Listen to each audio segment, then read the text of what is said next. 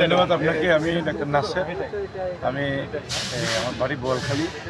যখনই শুনলাম যে বোয়ালখালী এই একটা ঐতিহ্যবাহী কালুঘাট সেতুতে সড়ক দুর্ঘটনা হয়েছে এবং রেল দুর্ঘটনা হয়েছে এবং অনেকগুলো যাত্রী আহত হয়েছে, তো আমি ব্যক্তিগত একজন চিকিৎসক সার্জন, তখন আমি মাস ক্যাজুয়ালিটির কথাটা চিন্তা করে দ্রুত চলে আসলাম। অন্তত কিছু লোককে যদি উদ্ধার করা যায়, চিকিৎসা দেওয়া যায় এবং দুর্ঘটনা তাদের যারা ম্যানেজমেন্টে আছে তাদেরকে একটু সহযোগিতা করা যায়, সেই হিসেবে আমি সবার আগে চলে আসছি এবং দেখলাম জনগণ অত্যন্ত সক্রিয়ভাবে এবং সহযোগিতার মনোভাব নিয়ে যেভাবে এসছে, আমি সবাইকে ধন্যবাদ জানাই। কিন্তু দুঃখজনক হচ্ছে এখানে একজন আমাদের পূর্বগঞ্জের 2 নম্বর ওয়ার্ডের খুব প্রিয় ভাই ইন্তেকাল করছেন, আর একজন শিশু, একমাত্র শিশু বাবা মার, ওনারা পুরো পরিবারটাই আহত হয়েছেন, কিন্তু শিশু ইন্তেকাল করেছেন সড়ক দুর্ঘটনায়।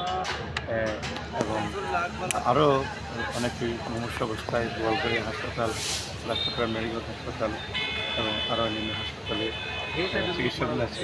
আমরা উদ্ধার কার্য চলার সাথে সাথে তাদের চিকিৎসার খবর নিয়েছি।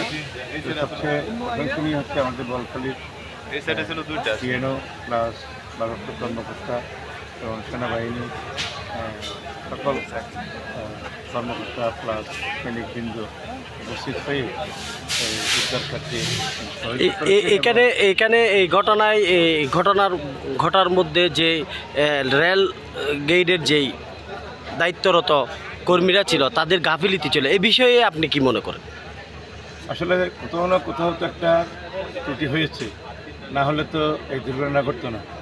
তো আমি ব্যক্তিগত মনে করি আমি একজন সচেতন নাগরিক। এটা যারাই এই দুর্ঘটনার কারণ হিসেবে রেল চালক বলেন বা সিগন্যাল কর্মকর্তা বলেন বা রেলের কোনো কর্মকর্তাদের অমনোযোগিতা বা অবহেলা যদি থেকে থাকে বা আরও কারো অবহেলা থাকলে আমরা মনে করি এটা খতিয়ে দেখা দরকার। কারণ ভবিষ্যতে এইসব দুর্ঘটনা এড়ানোর জন্য এখন অনেক বৈজ্ঞানিক পদ্ধতি আছে, সিগন্যাল সিস্টেম আছে এবং ট্রাফিক ব্যবস্থাও আছে। তো আর কালুঘাট সেতুতে যেদিক থেকে পারাপার, এটার ব্যাপারে অসাধারণ সতর্কতা কোনো বিকল্প নেই। আমি মনে করি এটা বিভাগীয় তদন্ত কমিটি গঠন করে এবং দ্রুত সময়ে এটার কারণটা বের করে দরকার। আমরা বিচ্ছিন্নভাবে কী কারণ হয়েছে এটা মন্তব্য করা আসলে আমাদের উচিত হবে না, যেহেতু এখানে প্রশাসনের সকল কর্মকর্তারা এবং আমি যদ্দূর শুনেছি রেল মন্ত্রণালয় থেকে শুরু করে রেলের জিএম এবং রেলের সাথে যারা প্রশাসনিক কর্মকর্তা, জেলা প্রশাসক, পুলিশ প্রশাসনের এসপি, ডিআইজি এবং সবাই এখানে যেভাবে মনোযোগ দিয়েছেন, ফায়ার সার্ভিসের কর্মকর্তারা যেভাবে কাজ করে যাচ্ছেন, এখনও পর্যন্ত গাড়িগুলো উদ্ধার কার্যে এবং জনগণের সহযোগিতায় প্লাস ফায়ার সার্ভিস প্লাস রেলের পুলিশের কর্মকর্তারা এবং সৈনিকরা সবাই এবং বিভিন্ন স্বেচ্ছাসেবী সংস্থাগুলো কাজ করছে। আমি মনে করি আপাতত উদ্ধার কার্যটা এবং রেল চলাচলটা চালু করে দেওয়া, কারণ ঈদের মৌসুম।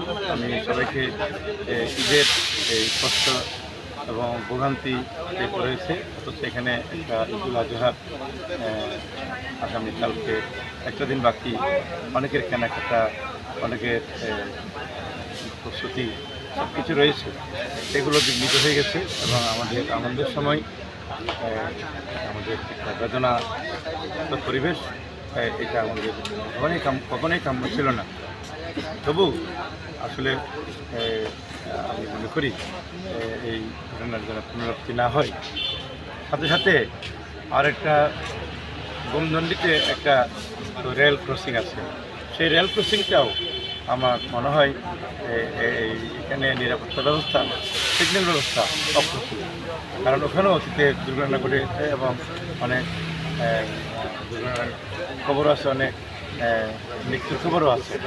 তো সুতরাং আমি মনে করি প্রশাসনকে আরও সক্রিয় এবং কার্যকর ব্যবস্থা নেওয়া দরকার।